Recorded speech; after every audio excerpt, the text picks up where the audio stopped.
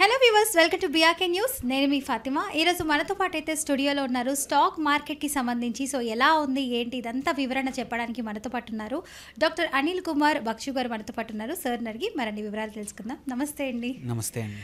ఎలా ఉన్నారు sir? Wonderful అండి. సార్, ఈ మధ్య కాలంలో చాలామంది మ్యూచువల్ ఫండ్స్లో లంసమ్ని ఇన్వెస్ట్ చేస్తున్నారు సార్. అసలు లంసమ్ అంటే ఏంటి, ఎలా ఇన్వెస్ట్ చేసుకోవచ్చు, అసలు చేయొచ్చా లేదా, దీని గురించి కూడా ఒక వివరణ ఇచ్చేయండి.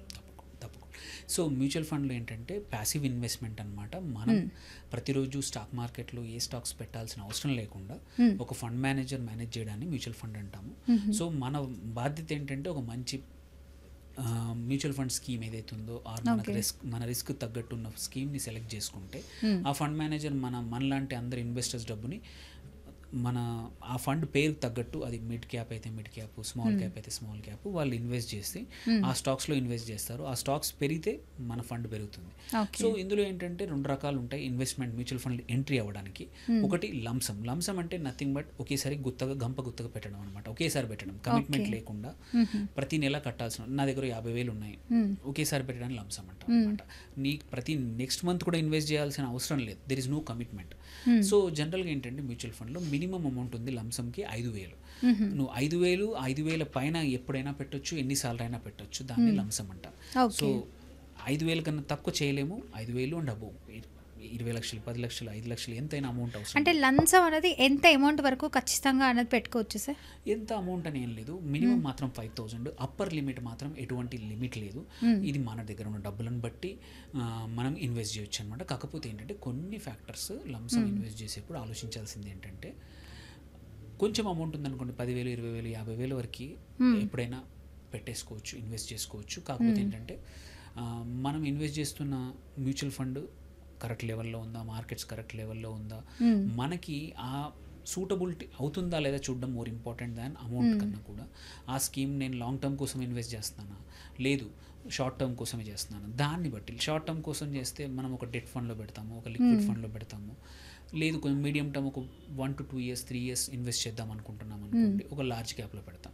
So first important thing lump sum amount ఎంత అనే కన్నా కూడా మనం చూస్ చేసుకునే ఫండ్ మనకి ఈ లంసమ్ ఇన్వెస్ట్మెంట్కి సూట్ అవుతుందా లేదా. ఫర్ ఎగ్జాంపుల్ కొంతమంది సార్ 100% ఉంటే 20% పెట్టుకుంటారు, రిమైనింగ్ 80% అన్నది లంసమ్ పెట్టేస్తారు. సో అది కరెక్టే అంటారు అలా చేయడం? అలా కూడా చేయొచ్చు. అంటే ఇప్పుడు ఒకవేళ పోయింది అనుకోండి మనీ, సో అలాంటప్పుడు మొత్తం పోతుంది కదా. మ్యూచువల్ ఫండ్లు పోవడం అంటుండదు, కొంచెం తగ్గచ్చు. మార్కెట్స్ చాలా తగ్గితే కొంచెం తగ్గడం ఉంటుంది. మ్యూచువల్ ఫండ్ అడ్వాంటేజ్ ఏంటంటే ఫండ్ మేనేజర్ వచ్చేసి డైవర్సిఫై చేస్తాడు పోర్ట్ఫోలియోని.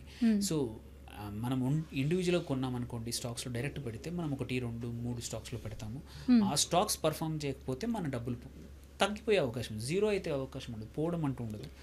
మ్యూచువల్ ఫండ్లో కూడా ఏంటంటే సో కొంచెం అమౌంట్ అనేది తగ్గుతుంది ఎప్పుడు మార్కెట్ పడిపోతే తప్ప, అంతే తప్ప తగ్గదు. సో పోవడం అంటూ ఉండదు. ఇట్స్ నాట్ ఏ గేమ్ కానీ గ్యాంబ్లింగ్ కాదు. బికాస్ స్టాక్స్లో ప్రాపర్గా సెలెక్షన్ చేస్తారు కాబట్టి ఇబ్బంది ఉండదు. కాకపోతే లంసమ్ ఇంపార్టెంట్ ఏంటంటే మాత్రం పెద్ద అమౌంట్ ఉంటే మాత్రం జాగ్రత్తగా ఆలోచించాలి.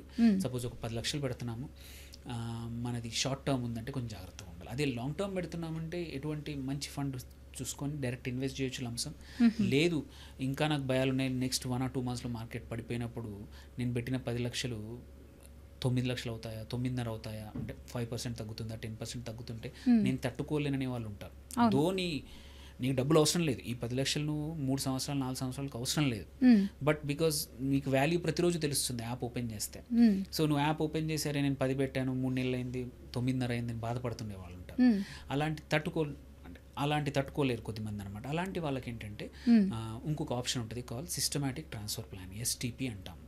STP అంటే ఏంటంటే డైరెక్ట్గా ఒక ఈక్విటీ ఫండ్లో పెట్టకుండా, లెట్స్ సే మనం ఒక 5 years పెడదాం అనుకుంటున్నాము, నా 5 yearsకి ఒక మిడ్ క్యాప్ ఫండ్ మంచిది, కానీ డైరెక్ట్గా నాకు పెట్టడానికి భయంగా ఉంది, నా దగ్గర 10 లక్షలు 20 లక్షలు ఉన్నాయి అనుకున్నప్పుడు సిస్టమాటిక్ ట్రాన్స్ఫర్ ప్లాన్లో ఏం చేస్తామంటే డబ్బులు మన అకౌంట్లోంచి డైరెక్ట్గా ఏదైతే కంపెనీ యొక్క మిడ్ క్యాప్ ఫండ్లో, example HDFC mid cap opportunity ఫండ్లో పెడదాం అనుకుంటున్నాం అనుకోండి.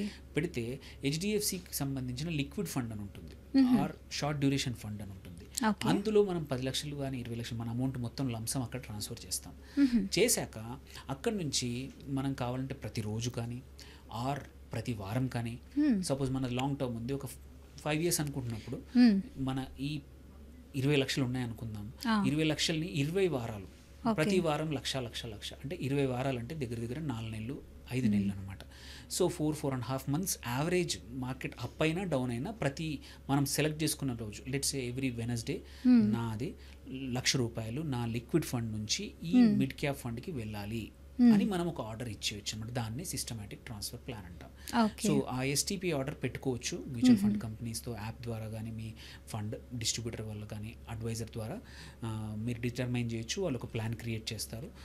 లాంగ్ టర్మా షార్ట్ టర్మ్ బట్టి కాదు, మీరు ఒక 2 years అనుకుంటున్నారు బట్ ఒక రోజు పెట్టదలుచుకోలేదంటే డైలీ సిప్ కూడా పెట్టుకోవచ్చు. సేమ్ ఆ 20,000 లక్షల్ని కావాలంటే నేను ఒక 30 రోజుల్లో ఒక 40 రోజుల్లో ఖాళీ అంటే లిక్విడ్ నుంచి ఇటు వెళ్ళాలంటే రోజుకి 50,000 చేసేసుకున్నాం అనుకోండి, 40 రోజుల్లో ఇక్కడ నుంచి అక్కడికి ట్రాన్స్ఫర్ అయిపోతాయి. సో అడ్వాంటేజ్ ఏంటి, ఎందుకు ఇదంతా చేయడం ఏంటంటే మార్కెట్ 20 రోజుల్లో పెరిగినా తగ్గినా ఏంటంటే యావరేజ్లో మనం లిక్విడ్ ఫండ్ నుంచి అక్కడికి వెళ్తుంది, డబ్బులు ఖాళీగా ఉండకుండా లిక్విడ్ ఫండ్లో ఎఫ్డి రిటర్న్స్ ఇస్తాయన్నమాట.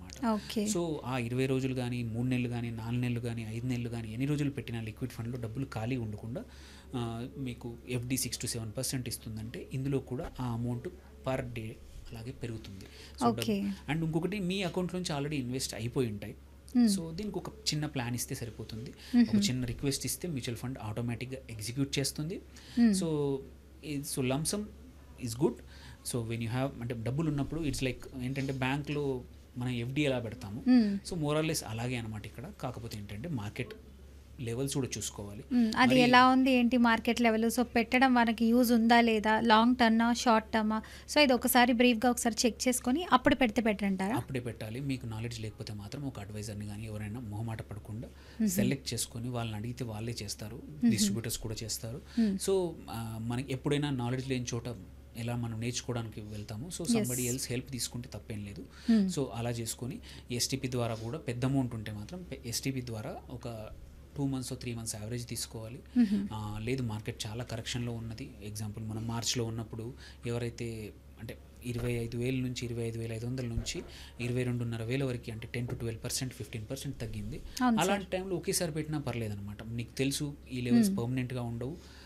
అలా కాకుండా లెట్సే మనము ఇప్పుడు ఇంకో 1-2 monthsలో మన మార్కెట్ మళ్ళీ లైఫ్ టైం హై దగ్గరికి 26,500 దగ్గరికి అలా వెళ్ళిందనుకో, ఆ టైంలో పెద్ద లంసం పెట్టేప్పుడు కొంచెం కాషియస్గా ఉంటాడు, అప్పుడు ఎస్టీపీ వాడడం మంచిదన్నమాట. సో అందుకే మనకు ఇందులో ఇట్లాంటి కేసులో ఏంటంటే సొంతంగా నిర్ణయాలు తీసుకోవడం కన్నా లైక్ సెల్ఫ్ మెడిసిన్ ఎలా డేంజరస్, ఇన్వెస్ట్మెంట్లో కూడా సెల్ఫ్ కన్నా ఒక అడ్వైజర్ వాడడం, అడ్వైస్ తీసుకోవడం మంచిదన్నమాట. Okay, thank you so much sir, చాలా చక్కటి ఇన్ఫర్మేషన్ ఇచ్చారు. Thank you.